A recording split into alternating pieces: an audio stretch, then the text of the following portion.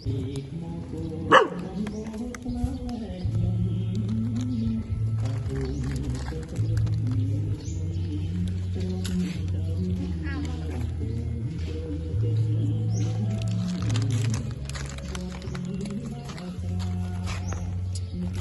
านเคยไปนะ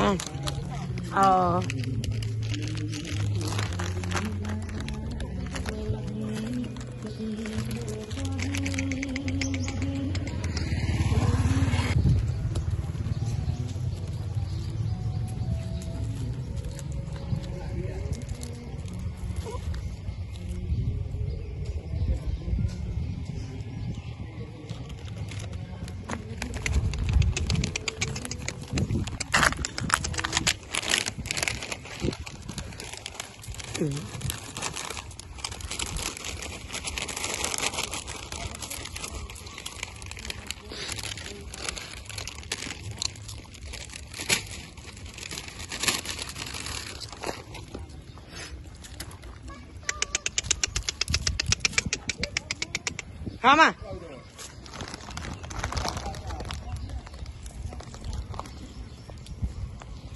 จะมาเป็นน้ำพี่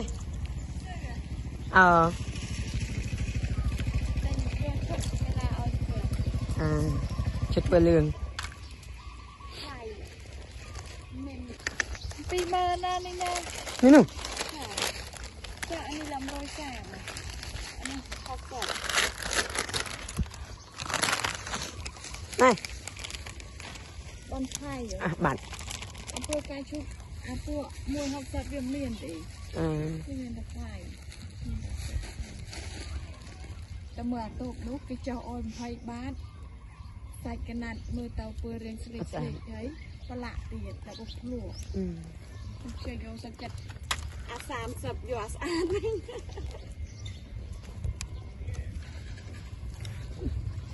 นี่ก็การมันสู้นี่ต้องบังเดิมอันนู้นไอ้เดิร์ตตามขมาวอันที่ไม่เรียนถึงไอ้ตีนี่เองมันขมิ้นจะเองมันมิจฉาส่วน